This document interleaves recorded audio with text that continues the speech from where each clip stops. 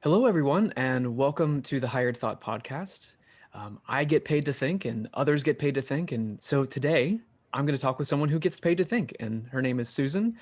Susan Almon is with us. We're going to talk a little bit about how she came to be paid to think, and also some of the lessons she's learned about a career in thinking for a living. Susan, tell us a little about yourself, and then also tell us how you got to be paid to think. Hi, Ben. Thanks for inviting me here. Yeah. Um, well, I have always been curious, wanting to know new things, how things work, and I was fortunate to start early in my career in a consulting company that really gave us ways to express our ideas, ways to collaborate, and I think I've always been interested in that way. And then I think this is something I've never told you is one time on Twitter, fake Grimlock, if you know who fake Grimlock is, tweeted about the Phoenix Project book. That was like in 2013. Oh, So I wow. looked at this book and I started to read it, and I had to close it a few times because I thought I was going to have a stroke. I was just, oh my goodness, I've lived this. I've lived this. And from that book, I met some people on Twitter, like Kevin Bear, and I started interacting with Jay Bloom, and I was meeting all these people on Twitter, and it just expanded my world to all these people who would have conversations with me. So I was working with really good people, but I wanted to be in a bigger pool of thought, maybe. Yeah. And by meeting with these people online and building relationships, I was able to really start to hear ideas that I'd never heard. Like, is that a real word, or did you make that up, Jade? It was. There was a bit of that at the beginning, but Yeah. now it's just so there's so many ideas out there and so many opportunities to have conversations. And I spent a lot of time, a bunch of years in small consulting companies where I felt I never knew what my next project was going to be. It might be a data conversion or it might be a process change. I was working with a startup. I went in to help them fill out a government loan application, and I ended up leading them through a product definition. They never fully defined their product. They didn't know what that meant. So Mm. I led them through. So I never knew what my next assignment was going to be. So I kind of felt like I had to learn all the things, which wasn't healthy. But I always wanted to be prepared. And if I couldn't learn all of everything, I could at least learn who the people were. For every area of thought, I knew who the experts were, the people who had invented or created something, but then I knew the people who could curate it and explain it better. So, kind of different levels of knowledge in that way, so that I have the whole world of thought at my fingertips. A Yeah. lot of it through Twitter, through conversations. So I think that was really helpful because I know that there's so many helpful, friendly, kind, caring people out there that if I have a question, something that I need to figure out that goes beyond my knowledge, I can find somebody who can help me. It seems like relationships are really important to you and have kind of Yeah. played this role of being the bedrock upon which you've built your career and your explorations. Like going back to how you got into doing the consulting side of things and like how you got those initial good experiences, what relationships sort of paved the way for you to be able to do that? There was a lot of mentorship. There was a lot of people caring about and informing and bringing up junior people. And that made all the difference. I was never treated as someone, when I was new to something, I was never treated as someone who was inferior. It was explained and we worked through things together. And I think that all the relationships were like that for me in my first company. Yeah. And it was so good. How did that come to be? Like, was it just that you got lucky as you got the first job and like they just Mhm. happened to have kind of a culture like that? Yes. Wow. for sure. Oof. It makes me a little sad. I I applied at a bunch of companies, and this is the one where I got hired, and it was just a dream. I got such a good base in consulting, Hmm. and we had our own methodology, and it was a big, heavy one. But we were taught very early that we didn't have to use all the documents. So this would have been in the early 90s. We were taught to use only the ones we need, to combine them if they were going to be small. Each deliverable didn't need to be its own whole deliverable. It was about the content and meeting the need of the customer. So that prepared me for being agile, being a consultant, pulling only the things that I need, not because it's in a list, but because this is what this situation, this engagement at this client needs today, which Hmm. could be very different from something I would do 6 months ago or 6 months in the future. With that kind of initial experience, it's kind of curious how you might build off of that as your career progressed. So, what kind of opportunities presented themselves to you after those initial kind of learning years? Well, I guess some leadership roles, and then I was at companies that got sold, so I had some big changes, and I took along everything I had learned, and some of the people that I had been with moved along as well, but it wasn't the same environment in the new companies. Like it would be good for a while, or maybe at one place there was a whole group of architects, and we would meet regularly, whether I was there as a business architect, there were the technical people, the data architect, and we would all meet regularly and share ideas, and that was wonderful. But then they all left, and that was probably 2015, and that's when I got more involved with meeting people on Twitter, and ended up going to Lean Agile Scotland, and that kind of gave me the out Hmm. of I feel that I want to learn more, and I wasn't in an environment where I had a team of people who wanted to learn with me, so I found it outside my company.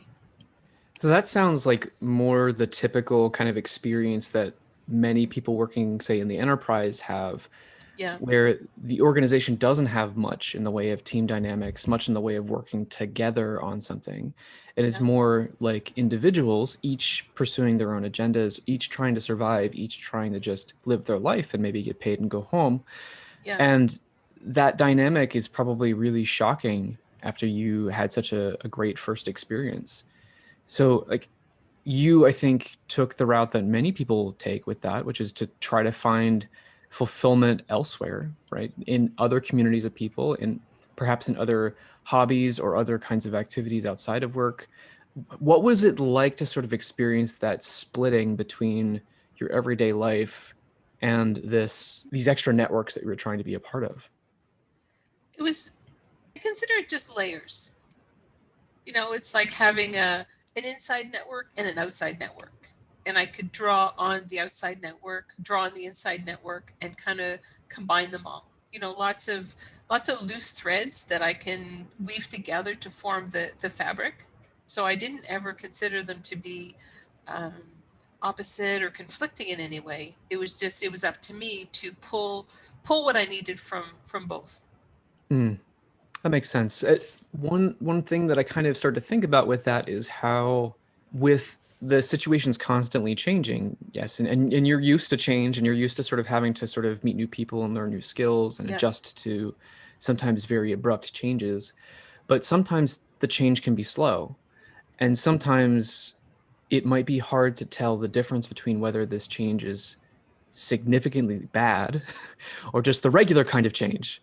And I was kind of wondering about one of the things that I think we could talk about and really help a lot of people by providing some sort of experiential descriptions of what it's like is the topic of burnout, and in particular the sort of path to burnout. And I started to think about how slow change or perhaps change that seems fine or normal, but is in fact deeply toxic, or I don't know how to describe, I don't know what word to use there, but how would you describe that kind of experience? Like what words would you use? Hmm. There's a really good HBR article on how your environment at work contributes to burnout, because it it's not just, and it helps that it takes away the responsibility from the person. Oh, you're weak, so you've burnt out. It's not that. It's often situational. If you're in an environment where actually you want to make change, you want to make things better, but you can't, you're not treated fairly, or feel that you're not treated fairly, you're not, there's no room for you to grow, there's no room for you to share ideas, so things like that, where you're not able to do the things you want to do, you know that you can make things better, but you don't have any power to do that, you're not supported in doing that, that can be a major contributor to burnout. And if you're someone who's high achieving, you want to do a good job. Maybe you're a perfectionist, but I don't think you have to be that. That word comes up a lot, and I always reject that. But you want to do a good job, and as a consultant, it's, my commitment was to my clients, and I always wanted to do the best work, and I pushed myself really hard to do that, while raising kids and running a house and all those other things that take time and energy. And I think my outside network, where I could share ideas and things, it alleviated some of the stress from my inside network. Okay. So that helped. But at the end of the day, it didn't make my day job better. And then as some things happened, I was in a car crash. I had injuries. My father was sick. A whole bunch of big emotional events that just kind of wore me out. It took the little bit that I had left, and that was the first time I burnt out. But I didn't know what it was. I didn't know until a Mm. few years later, when I understood what burnout was, and I'd been up and down in the cycle in the times between then. Sort of getting better, and I left my job, and I thought, okay, this will be great. But then it wasn't, and I had no idea what to think or what to do. And then one day in 2019, I was watching a DevOps conference talk.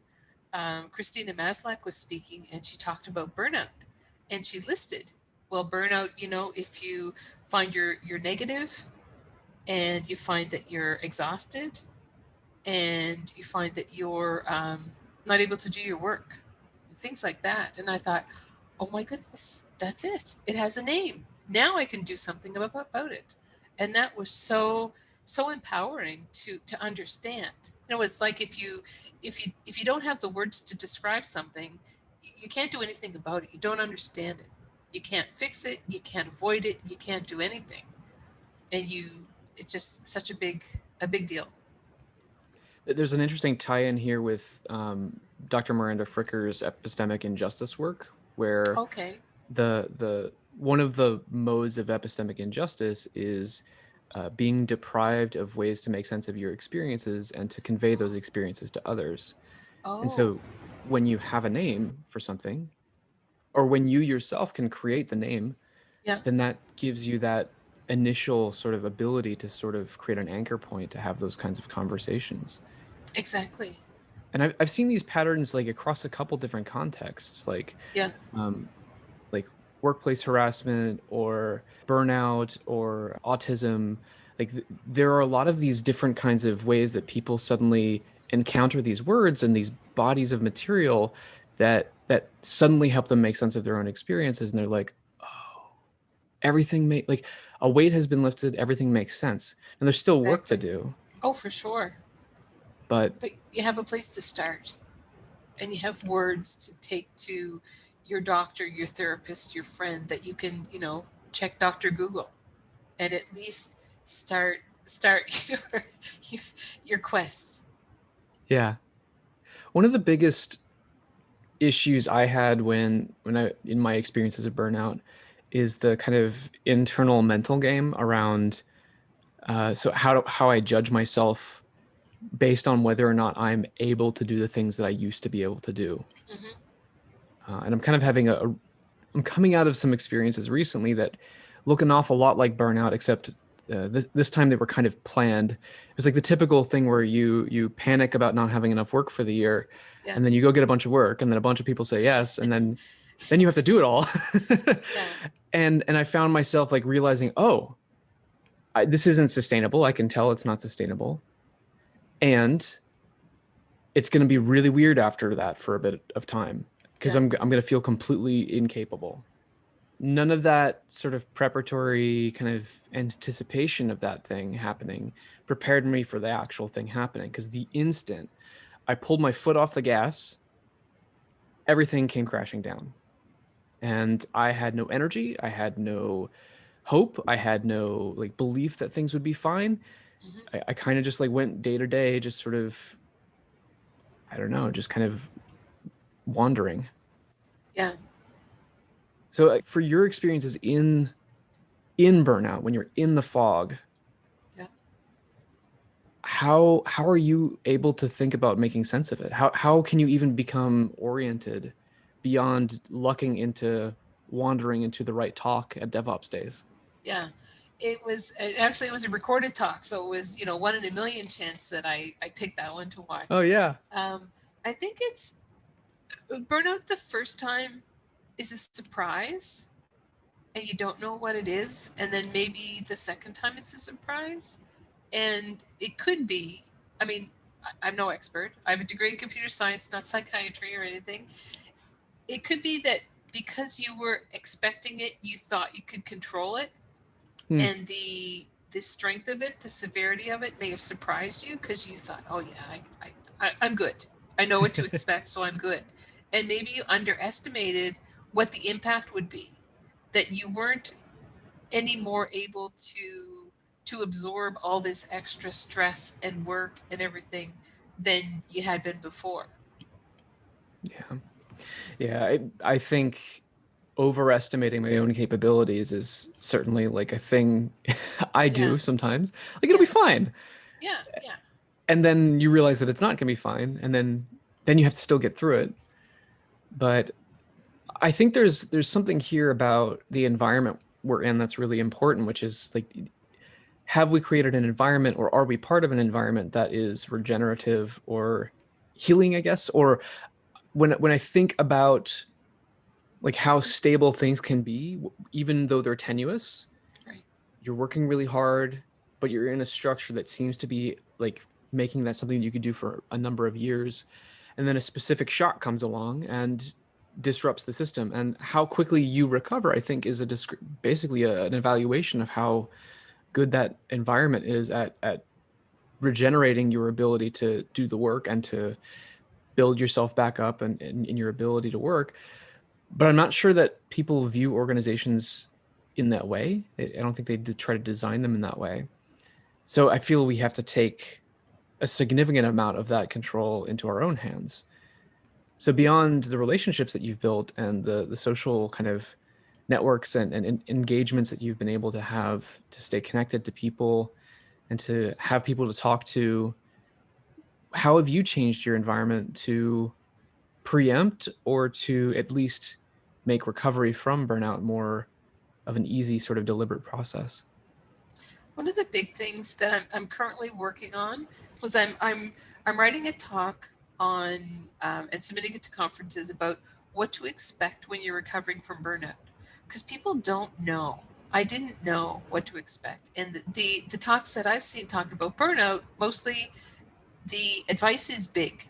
Leave your job, take some time off, and then, get some rest and you'll be okay.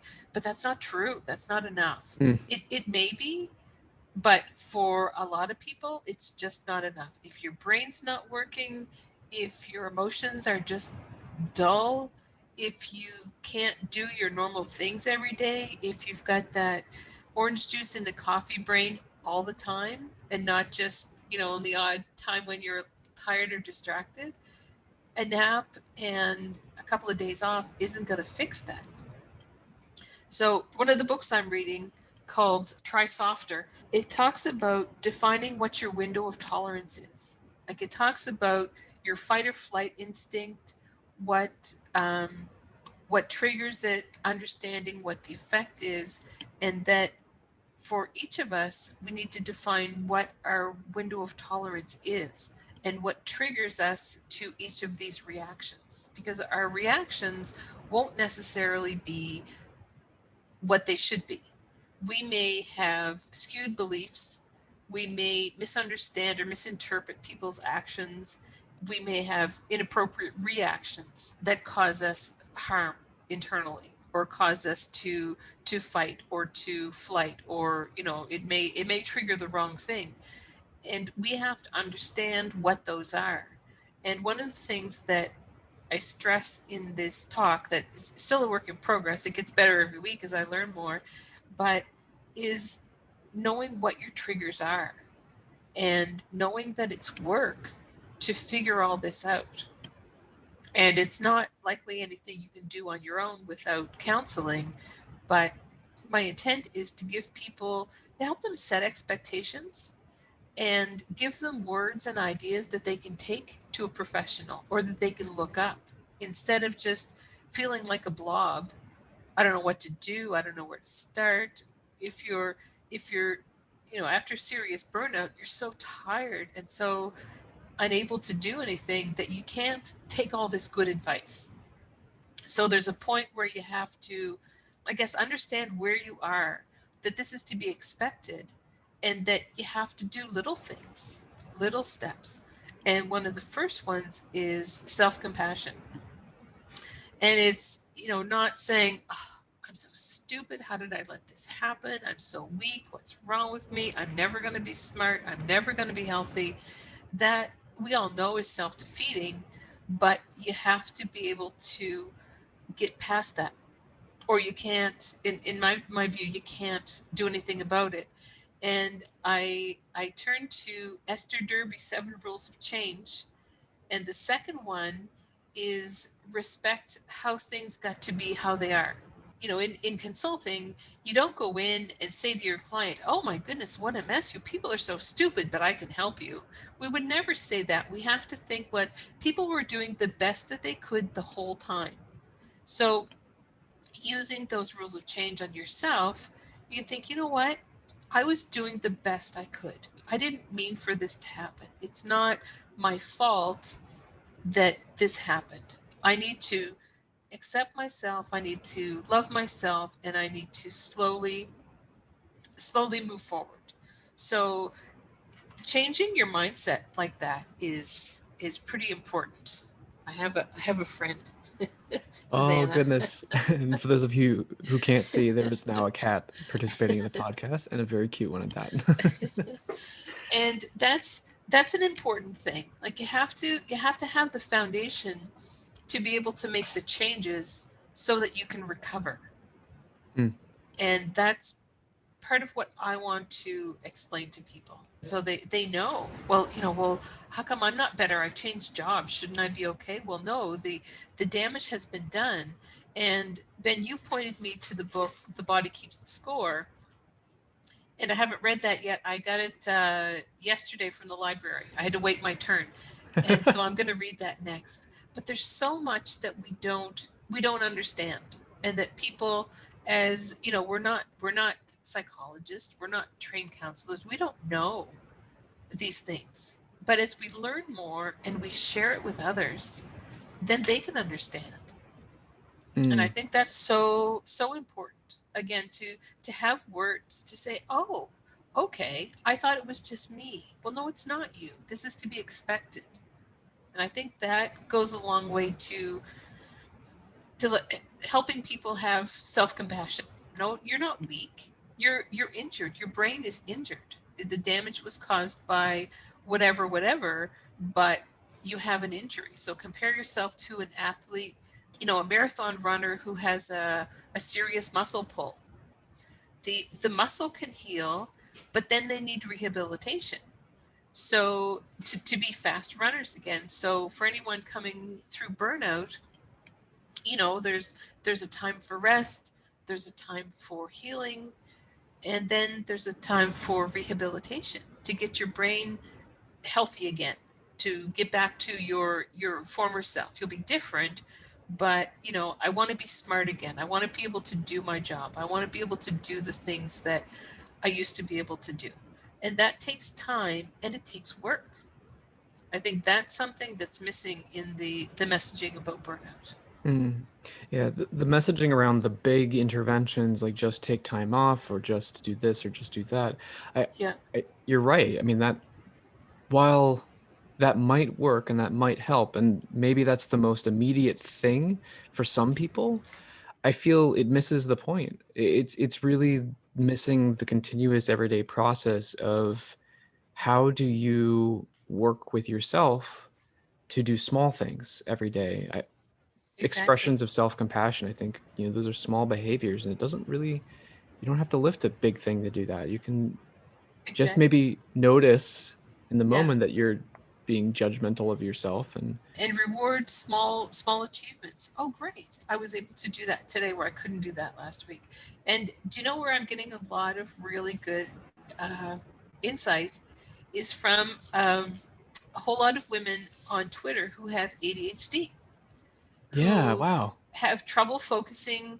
They're hard on themselves, and as they figure things out, they're tweeting about it, and I'm thinking, oh my goodness, this is excellent advice for anybody. And it's wonderful that I wasn't looking for, it's just I came across this community, a couple of tweets, and I thought, oh. So this morning I followed two more people, two more women with ADHD, and they have the best ideas. There's one who Renee Brooks, who's written an ebook on cleaning with ADHD. How do you do it anyway? So there's help out there, but I mean that's a rock that I would never have looked under for advice. So a lot of it Yeah. is just coming up. And I found a new book Friday night, 2 days ago, by Casey Watts, and it's called Debugging Your Brain. And I bought it right away, and it is amazing. It's less than 100 pages, but it is so full of everything you need to know to understand how your brain works, the limbic system, the prefrontal cortex, what you might get through therapy when your emotions are a mess and you have inappropriate reactions to things, and how to handle some of this. It's wonderful. I'm going to start sharing about that book because it's one that, again, and it's having words to understand things, and the way that Casey lays it out is really easy to understand. It's not written for psychiatrists or psychologists. It's written for us in software, in technology. We can relate more to how he's got it laid out, and it's going to be a really really helpful book for a lot of people. Oh, that's great. I love the concept, and I'm really fascinated to sort of take a look at that.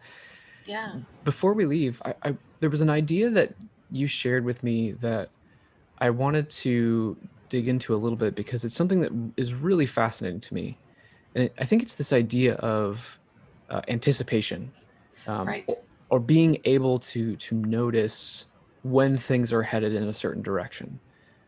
You and I both have seen this thing that Jabe and I have played with called anticipatory awareness, and it has a lot to Yes. do with telling stories about how what signs you might see if a particularly terrifying story might be starting, and in doing so, you get triggered to take a closer look and to be more sensitive to certain kinds of signs that the story would be continuing to play out.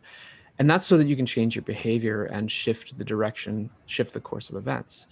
That's a very fancy theoretical framework, but Susan, you've been doing your own thinking about anticipation and burnout. And I wanted to know what is, how does that work? How do you anticipate burnout in order to avert it, avoid it, or make it less likely?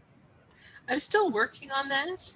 And my goal is to create a sort of a template or a canvas that people can fill out. But the way that I see it and what I'm trying to create for myself is understanding what my triggers are. I know what type of work environment is safe and what is unsafe. I'm in a new place now and I'm with the best team in the safest environment, friendly, kind, caring, smart people who it's wonderful, wonderful.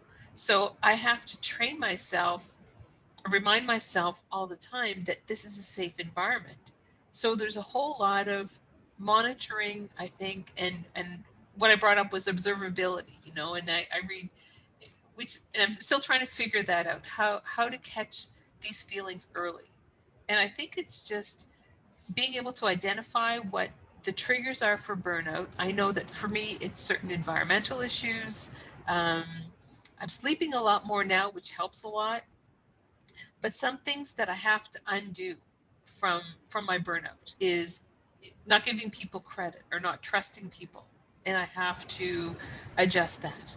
So it's a lot of monitoring, and I have I have problems with sugar, and I have to monitor. I can always tell how I feel with just it's just this feeling that I've got. And I know, right now what would happen if I had too much sugar. Well, I would feel this way. And I always know exactly what the reaction would be. So it's a similar thing that I'm trying to create in my head, like a I don't know, still trying to figure out what it's going to look like. But it's Yeah. understanding what the triggers are and watching for those early. And then if something does get triggered and I think, oh, no, no, no, no, that's not right. That's not true. That's not what that person meant, or that's not what's going to happen. That's not going to happen. What are you thinking? So it's still a bit of a jumble, but it's becoming more and more clear. So ask me in a month and I may have it figured out. Fantastic. Yeah. How can people find you online if they want to reach out to you and connect with you? Oh, they can ping me on Twitter at Susan Almon.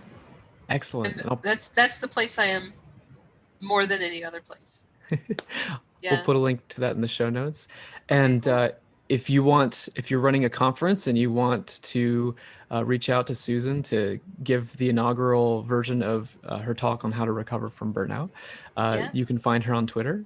And thank you all for being here and listening to us. And thank you, Susan, for sharing these experiences. We had another episode with Matt Stratton where he talked a bit about Oh anxiety yeah, and Matt and the depression. zebra.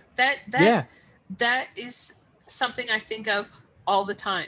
So I need to tell him again. I think I've said it a couple of times on Twitter. I've posted zebras at him because that's exactly what it is. It's that response. Is my response appropriate? Can you just shake it off like the zebra does, or is it something you really need to do something about?